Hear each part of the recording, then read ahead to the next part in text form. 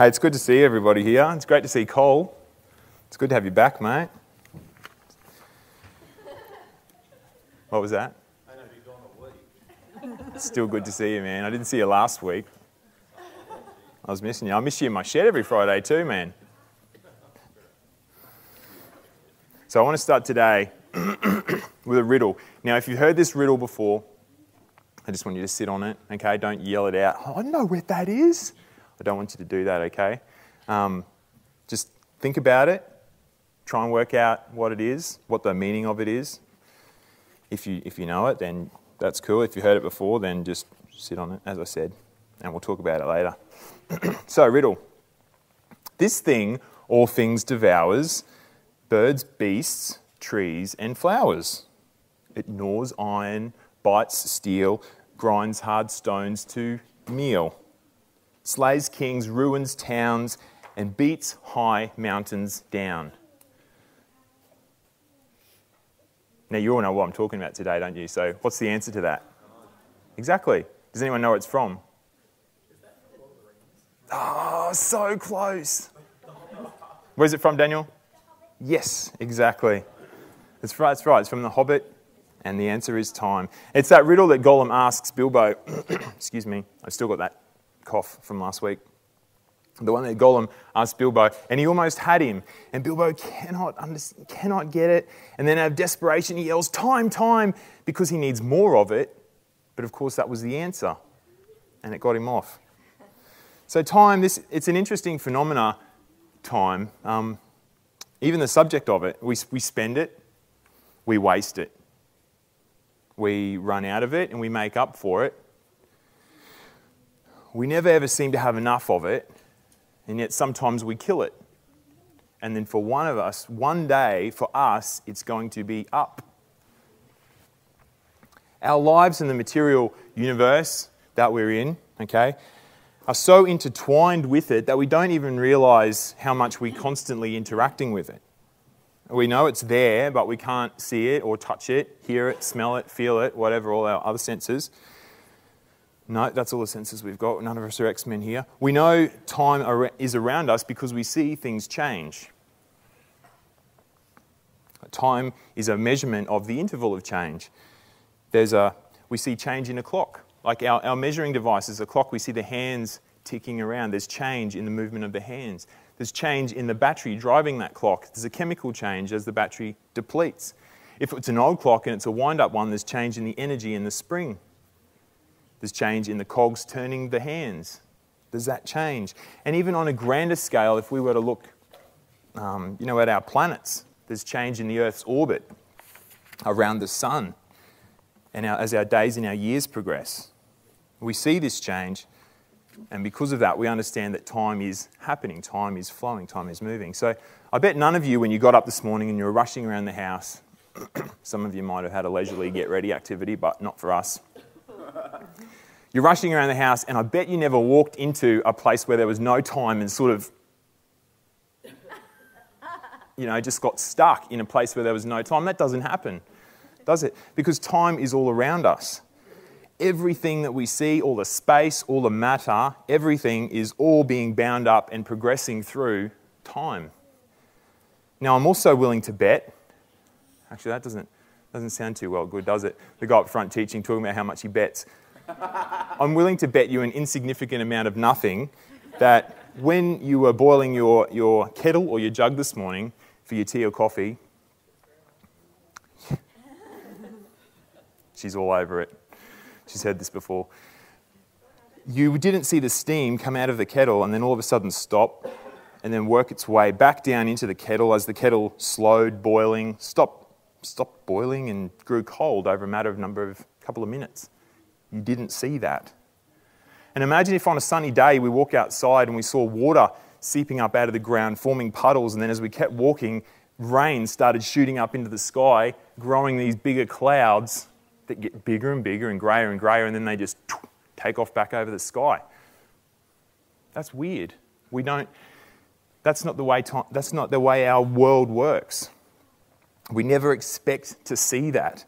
And so from that we have an understanding that our world and time always operates in one direction. that time has a big one-way stamp on it and it's always pointing in one direction. Now, science tells us a little bit of why time always flows in one direction and can't flow backwards. For those of us with a bit of a background in physics, or might have even heard my Lazarus sermon when we were going through John, I gave a bit of a basic science lesson on this. I talked about the second law of thermodynamics.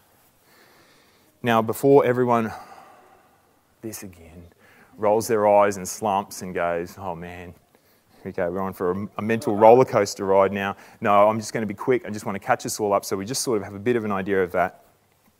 And now, respect to my fellow nerds out there that love seeing the underworkings of our universe and love seeing how it works in the light of God's true word. So respect to you, and the rest of you can just buckle up, hang on. Very basically, the idea of the second law of thermodynamics is that any closed system will always work its way down into disorder. It will always become more disordered. It will never become more ordered. It will never rise to a higher state of order. Now, even for the largest closed system that we have, our created universe, the universe is becoming more and more disordered over time and can never become more and more ordered. Do you see the words that I threw in there? The universe is becoming more and more disordered over time and can never become more ordered. So here's the key. As time progresses, the universe is becoming more and more disordered. Now, for time to be able to go backwards, it needs to be able to go back to a previous state. The universe needs to go back to its previous state. But that would require the universe to get more ordered, which is impossible due to the second law of thermodynamics. So, from a scientific perspective, we understand that we are trapped in a universe that's winding down, and because of that, we're forever condemned to be dragged along in the current of time. How's that for an uplifting predicament? We all good if I just, go home, praise Jesus, thanks guys, we go home with that news? No, of course not. Of course we're not happy with that. Because we have so much more to hope in than what just science tells us. We have a hope in the God who created it. We have hope in the God who created and exists outside of it all, and he has made contact with us through creation, through his prophets, through his Son, and through his word that we're holding in our hot little hands now, or cold little hands. So let's take some time, and we'll just read our passage for today. It's a psalm attributed to Moses. Now, that's not something you hear every day, is it? That's pretty cool. Moses 90. Psalm 90. It's not in the book of Moses, everybody. Although that would be a good prank to call. Psalm 90, and we'll read the whole chapter because it is God's word. Lord, you have been our dwelling place in all generations. Before the mountains were brought forth, or ever you had formed the earth and the world, from everlasting to everlasting you are God. You return man to dust and say, return, O children of man, for 1,000 years in your sight are but as yesterday when it is past, or as a watch in the night. You sweep them away as with a flood. They are like a dream, like grass that is renewed in the morning. In the morning it flourishes and is renewed. In the evening it fades and withers. For we are brought to an end by your anger. By your wrath we are dismayed. You have set our iniquities before you, our secret sins in the light of your presence. For all our days pass away under your wrath. We bring our years to an end like a sigh. The years of our life are 70, or by reason of strength 80, yet their span is but toil and trouble. They are soon gone and we fly away. Who considers the power of your anger and your wrath according to the fear of you? So teach us to number our days that we may get a heart of wisdom. Return, O Lord, how long? Have pity on your servants. Satisfy us in the morning with your steadfast love, that we may rejoice and be glad all our days. Make us glad for as many days as you have afflicted us, and for as many years as we have seen evil. Let your work be shown to your servants, and your glorious power to their children. Let the favour of the Lord our God be upon us, and establish the work of our hands upon us. Yes, establish the work of our hands. Now, this last week, I asked some people, I put it on Facebook, and not all of us are on there, so I apologise for that. I didn't send an email out, but I sort of mentioned that through this week, if we could read the first 3 chapters of Genesis and the last 3 chapters of Revelation, just to get us thinking about the expanse of time. So how did anyone go with that? Did anyone see my message? Did people read it? Thanks, Rick. Awesome. Okay, thanks, Rick. So this is just for you, Rick. The rest of the sermon, just for you, mate. So it got us thinking about, well, for Rick anyway, thinking about the whole time. Now, between these events, the first 3 chapters of Genesis, the last 3 chapters of Revelation, there's an expanse of time, the entire history of mankind on this earth as we know it. Okay? Everything between those bookends is God's account of his outworking of his plan in our mess to bring us back to himself. Now, the bookends themselves have a few common objects and themes. Rick would have picked these up. The tree of life makes an appearance in both. There's a river watering the garden in Genesis. And then there's the river of life with the massive tree of life spanning it on either side in the new heavens and the new earth. And that will be pretty cool to see, a big tree right over a massive river. Satan's reign begins with deception and ruin. And then in the end, we see Satan punished, thrown into the lake of fire forever and ever, and after his last-ditch attempt at rebelling against God. Now, the main event, though, in direct contrast to Satan's rise and fall is the relationship between God and man. In Genesis 3, we see God hiding his face from man, pushing man out of the garden, and this massive chasm opens up between God and man. Impassable chasm. And then in Revelation 21, we hear a voice from a throne with really good news. And it says, "Behold, the dwelling place of God is with man. He will dwell with them, and they will be his people, and God himself will be with them as their God." God is reunited with his people in the end. Amen. Amen. Amen. Now, we understand that all these events sit in time, but where was the beginning of time? Let's start in the beginning. Genesis 1. In the beginning, God created the heavens and the earth. Okay, the very beginning. Now, there are many scientific theories about what time is and why it exists.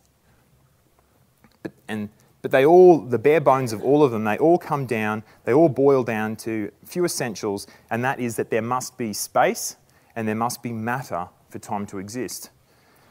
So if we were to think about what was before the first verse in our Bible, God was existing, if we can use the word existing because that infers a length of time. God was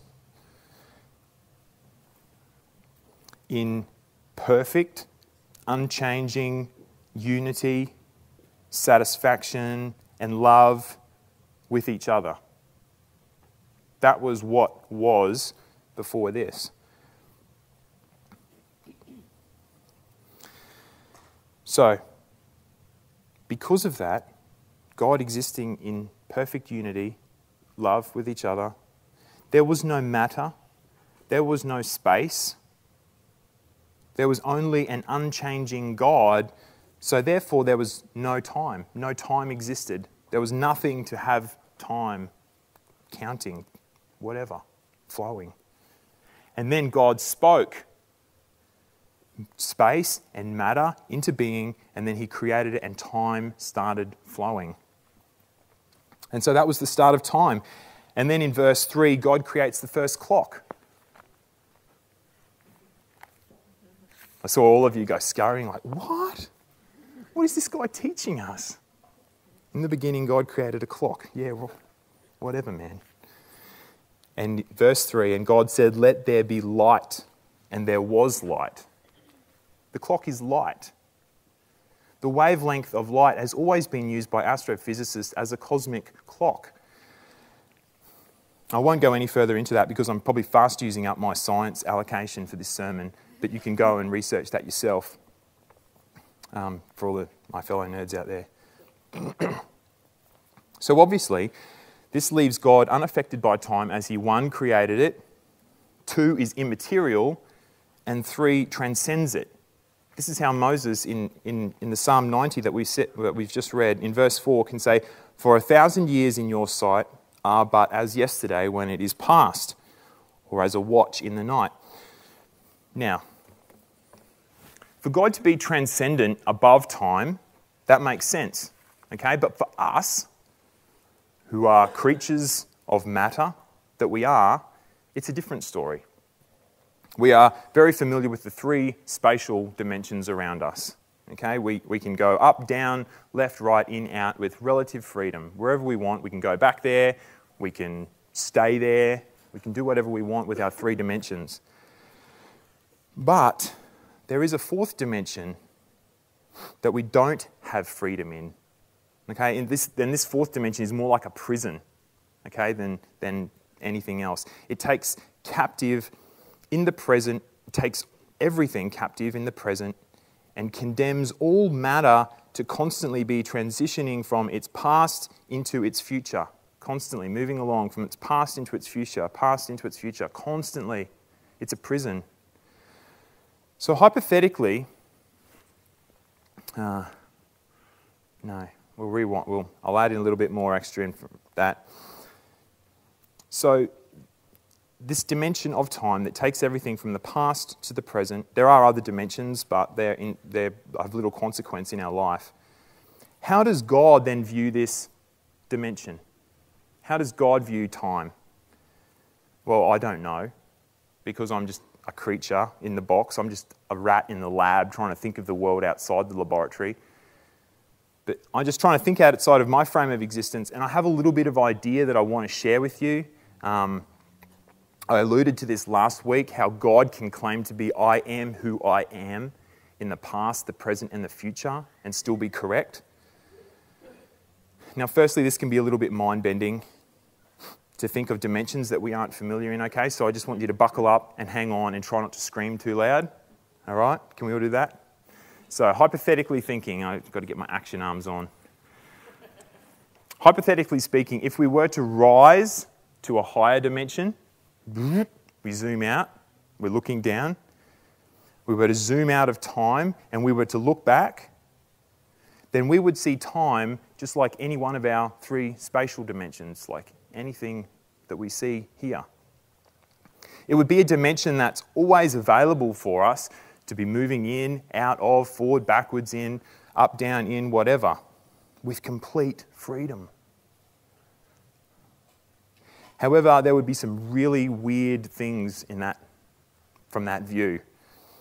All those moments of time, okay, that have ever been, are, or will be, would be always there. Okay, so every moment of time that has ever been, is, or will be, is always there. Your birth would be there, always happening. As would your second birthday, always happening. You would be always on your first day of school. You would be always sitting here in church last week. You would be always sitting here in church today. You would be always having every birthday you've ever had or ever will have. Every moment of your life is always there happening. Even your death is there, always happening. I told you it was going to get a little bit crazy. I told you. Now these moments, because that was a little bit crazy, let's bring it down now. Let's come back into deep breaths. Bring it back down into reality. These moments of time that we go through down here, that we go through and are done with, like that last sentence I just said, that we go through and we are done with, they just become places that a being that is transcendent of time can go to, can revisit over and over, or even stay in. So, for an omnipresent God who is outside of time, he can actually be at every moment of our lives, past, present, and future, right now. Now, I know that's a bit of a heavy thing to try and grip, to try and get our minds around, but but it helps me understand the I am aspect of our God that we serve. It helps me understand it a little bit. If it's just boggling your mind and it's no good for you, then just put it on the back shelf. Flick a match in it later. It's okay. You can do with it what you want. But it helps me and it might help you.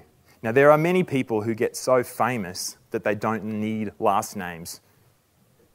Like Bono, Pele, Beyonce, Ronaldo.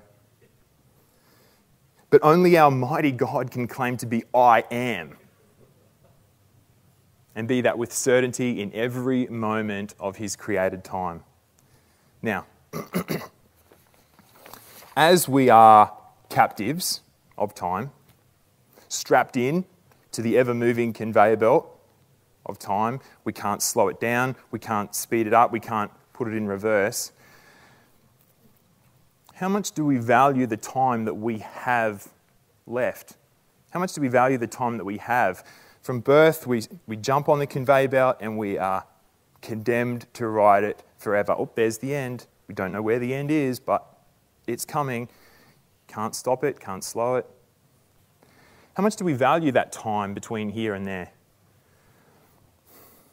What gives something value? Camille and I were trying to nut this out the other night, and we came up with a whole heap of crazy things, but the main thing we worked out was this main conclusion we came to was that something becomes more valuable the rarer it is. So a $5 note, okay, it has some value, but it's really common. They're everywhere. A briefcase with $1 million in it, though, those things don't pop up too often. And if they do, you probably shouldn't touch it because it's probably drug money or blood money or something. You don't want the mob after you. This same idea of rarity equating to value is why diamonds and gold are so precious to us in the world's economy, is because they're rarely found in the Earth's crust. Now, if every second of time as it passes is lost forever, and you only have a finite amount of time left in your life, if you have a finite amount of these seconds left in your life, then how much value do they have? Is the economy of rarity also true in that when we are young, we perceive to have a whole life ahead of us, we don't really value our time? However, as we get older and we develop an awareness of the lesser time that's left on our life clock, the seconds start getting more value and they start gaining more value. And what did we read in our passage in Psalm 90, verse 12? So teach us to number our days that we may get a heart of wisdom. And down to verse 15, make us glad for as many days as you have afflicted us and for as many years as we have seen evil. We need to view all the seconds and the days and the years of our life as a precious commodity. God has gifted us with a set number of days in our lives to be used for Him. These, like any other of our material possessions or talents, must be handled with good stewardship to honour Him. So, assuming we have a lifespan given to us of, verse 10, 70, or even by reason of strength 80, or even by reason of modern medicine maybe 90 these days, then what does that look like in God's created time? James tells us that our life is a mist. A mist. Who sprays deodorant these days? How long does that... Oh, it's gone. Gone. And you thought you had plenty of time left in your life to get everything out of it that you want to, and still have a little bit of something left over for God. Oh, how good of you. How good of us, how righteous of us to save some of our mist of a life to give to God. He's like, man, thank you for that piece of mist. He gave you all of your life. You owe him everything. All of that mist. You owe it to him.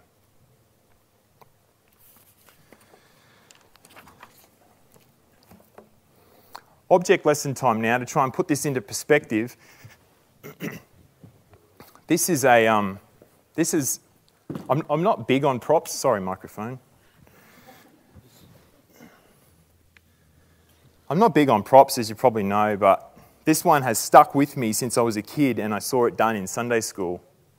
And so I just needed to bust it out for everybody. Now, if you're listening, I realise you don't see me, but I hope that I can explain it well enough that you'll sort of get the picture. So I have this big piece of rope.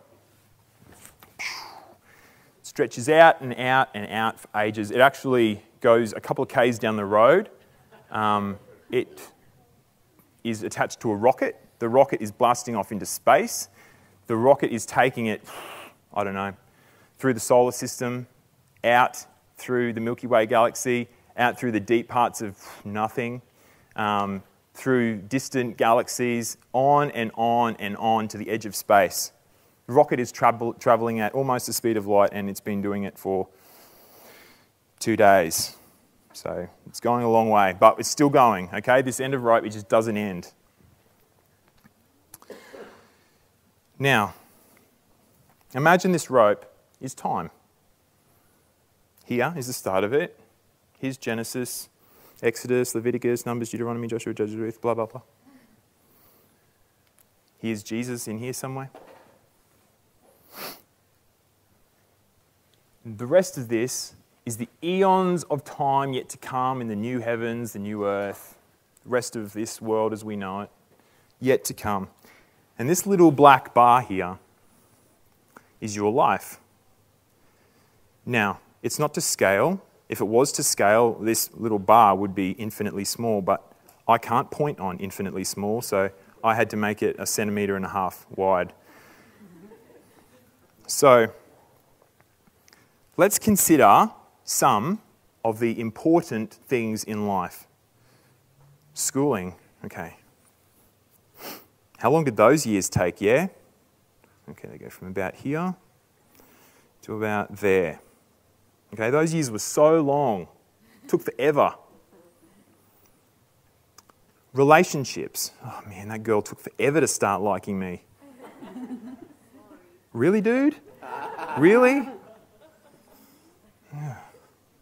University. Where's my pin? Most expensive 4-year blip ever. Okay, right in there. Career. Okay, this one starts just about here and goes till about there. I'm so glad I spent all those years in that job, working for that company. I loved my boss so much.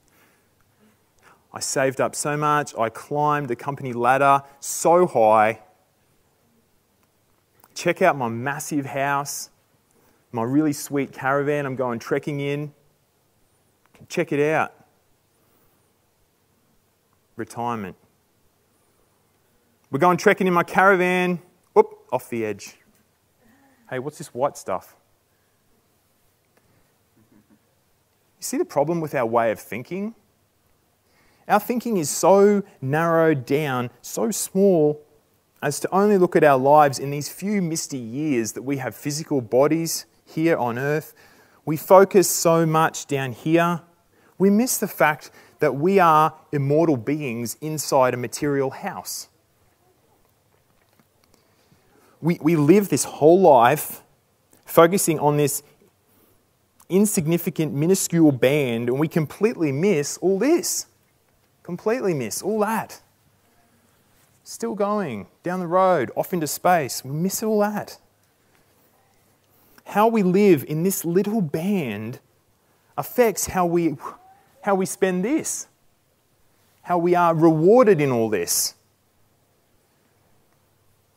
Diligently using our time that God has given us in this little band to invest in good work for Him will see us eternally rewarded in this. It's waving down. Now I'm sure everyone has heard that really well-known saying by Jim Elliot. I'm pretty sure he pilfered it from somebody else who lucked out on copyright, but the saying effectively goes, "He is no fool who gives what he cannot keep to gain what he cannot lose." So how true is that when we look at this? We are prisoners of time, condemned to ride the conveyor belt of time, never slowing, never stopping. We can't keep or store up our time. We can't bottle it in little jars and weasel it away under our mattress. If you don't use it as it comes to you, it's gone forever, wasted. Let's consider 1 Corinthians, I think it is. Yeah, 1 Corinthians, verse 12. Now, if anyone builds on the foundation, this foundation is Jesus Christ, with gold, silver, precious stones, wood, hay, straw, each one's work will become manifest, for the day of reckoning, judgment day, will disclose it. Because it will be revealed by fire, and the fire will test what sort of work each one has done. If the work that anyone has built on the foundation survives, he will receive a reward. If anyone's work is burned up, he will suffer loss, though he himself will be saved, but only as through fire. So if you're going to waste your time given you on selfish, pithy things such as oversleeping, TV, hobbies, crafts, gaming, couch sitting, then you're scratching a turkey's nest of hay around you. And even seemingly beneficial pursuits like study and heavy exercise and career building, does that even impede on your service to Christ? Just be really careful with them. Beware of all that gathering straw and kindling around you getting ready to be burnt up. Don't be overly worried about I need me time again. Don't be worriedly about getting a little bit tired, or wearing your body out serving your Saviour. You're going to get a new body one day anyway, dude.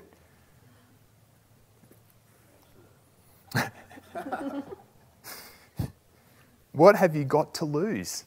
Okay, you're already constantly losing time. Use your body given you for serving your King. Throw it all in, cash it all in, throw everything in, put it all in on Jesus. This little misty blip of a life that you've got, use it all up. Use it up. Put your hand up to serve more in the church. Trade your body and your wealth and your time. Trade it all in for storing up real, imperishable, eternal wealth, while helping to proclaim the good news of the gospel of Jesus Christ. So your time is quickly passing. Use it up. Thanks.